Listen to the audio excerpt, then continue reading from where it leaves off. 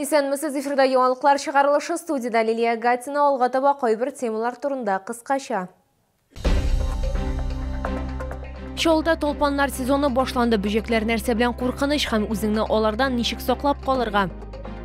Татлы ризыкмы, әллә нитрат бомбасымы? Чолда карбызлар сезоны ачылды. Ашыгыч медицина ярдәме хастаханәсе табиблары хәрби хезмәткәргә ярдәм күрсәтте. Операция ничек узды?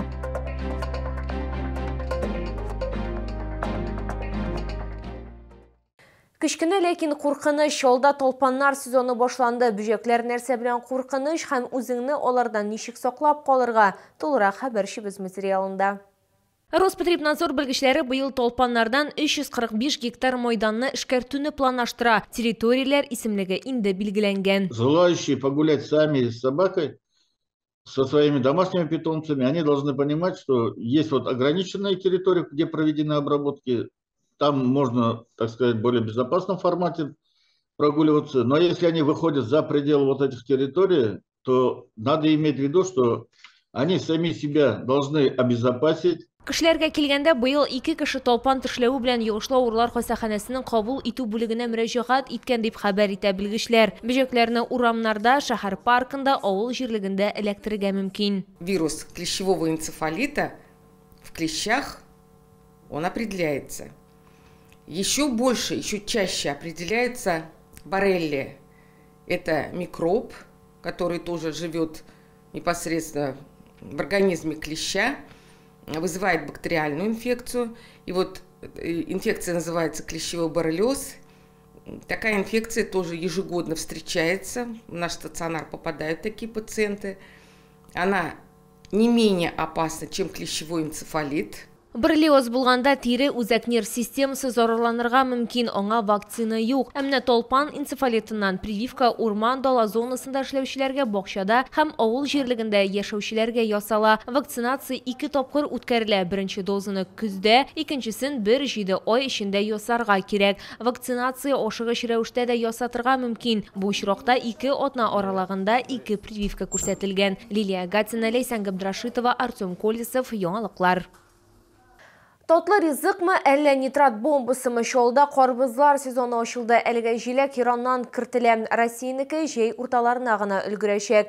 Ләкин бар кеше дә аны озаклап көтәргә әзер түгел. Чит ил карбызлары кибет һәм базар киштәләренә эләккәнче мәҗбүри контроль уза. Бүген тикшерү процессын минем хезмәттәшем дә күзәтте.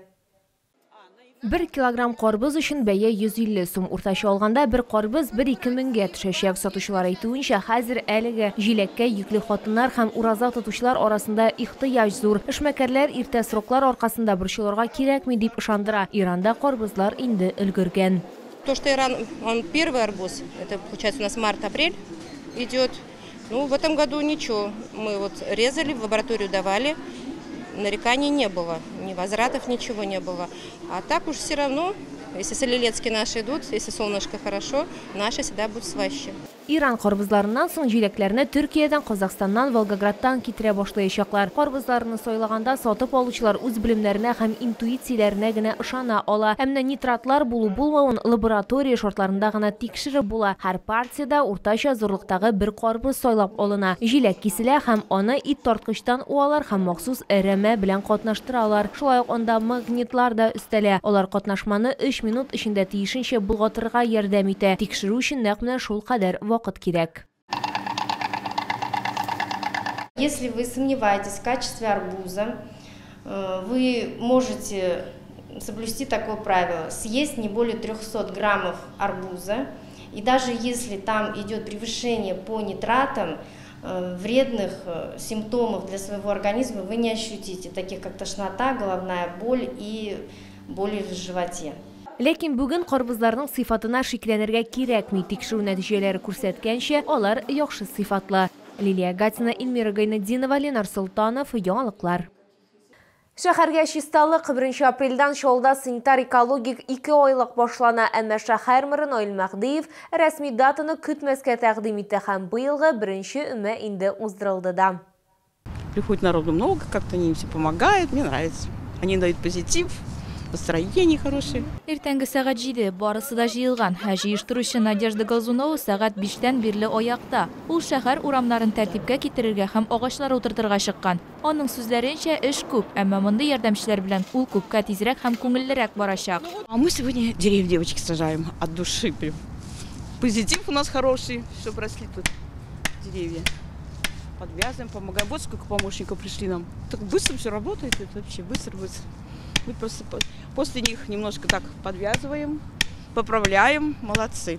Башкарма комитет хезмәткәрләре һәм шәһәр советы депутатлары Хәсән Туфан проспектына 300 төп миләш утырттылар. Мы всегда весной выходим вот на такие мероприятия, с удовольствием это делаем, потому что мы сажаем деревья, чтобы наши дети, наши внуки и правнуки, дай бог, увидели эти деревья, пусть они растут живыми и здоровыми. Өмә инициаторы шәһәр мэры булды. Ул шулай итеп тирә-юньдәгеләргә үрнәк күрсәтә. Аның сүзләре буенча эшләр һәр вакыт матур сүзләрдән мөһимрәк.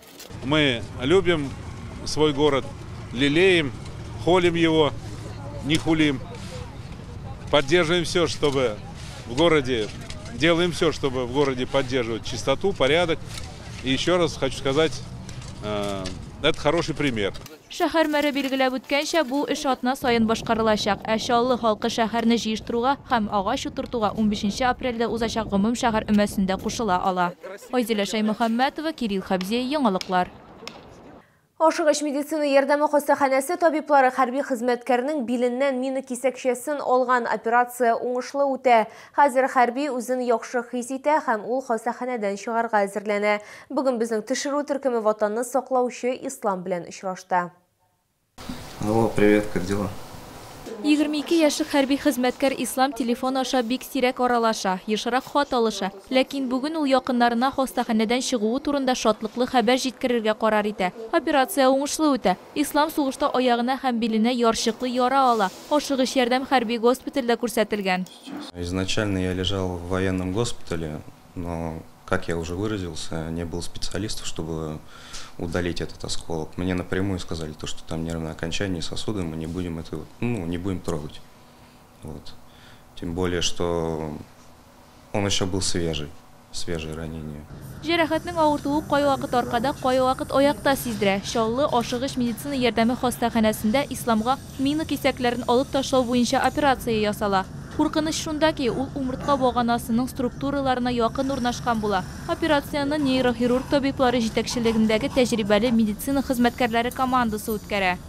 Небольшое смещение, либо во время боевых действий, если бы он проник несколько глубже, буквально на 1–1,5 сантиметра, это могло привести либо к грубому неврологическому дефициту у пациента, либо к его инвалидизации и отказу, скажем так, функции хождения. Операция уңышлы үтте. Хәзер сугышчының сәламәтлегенә бернинди дә куркыныч янамый. Ул хәлләнә һәм әлбәттә Ислам аңа ярдәм күрсәткән медикларга рәхмәт белдерә. Аның сүзләре буенча авырту артка чигенә. Алда реабилитация. Ашыгыч медицина ярдәме хастаханәсендә исә бу хәрбиләргә ярдәм күрсәтүнең бердән-бер генә очрагы түгел. Айзилә Шаймөхәммәтова, Эльмира Гайнетдинова, Кирилл Хабзи, Яңалыклар. Ураза тотучылар игътибарына иртәгә изге Рамазан айының 10-нчы көне сәхәр ашау төнге 2 сәгать 49 минутка кадәр төгәлләнергә тиеш. Авыз ачу вакыты кичке 18 сәгать 8 минутта. Белгәнебезчә, Рамазан айы Коръәни Кәрим иңдерелгән ай. Пәйгамбәрбез саллаллаһу алейхи ва саллям үзенең хадисендә Коръән укыгыз, аның һәрбер хәрефенә 10 савап белдереләчәк дигән. Тыңлаучылар да зур саваплар ала. Шәһәр мәчетләрендә көндә изге китапка хатым кылалар. Коръәнне тыңларга теләүчеләргә ишекләр һәрчак ачык. Бу сезгә җиткерәсе соңгы мәгълүматыбыз иде. Мин Лилия Гатин сезнең белән сау булашам. Исән-имин булыгыз.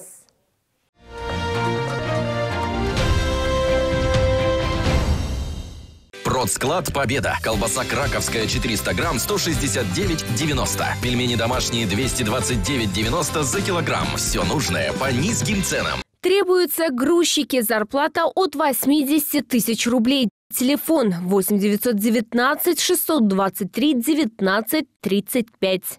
Высокоинтенсивная лазерная терапия ХИЛТ. Лечение суставов и межпозвоночной грыжи. Ликон Плюс. Звоните. Телефон в Набережных Челнах 47 58 48.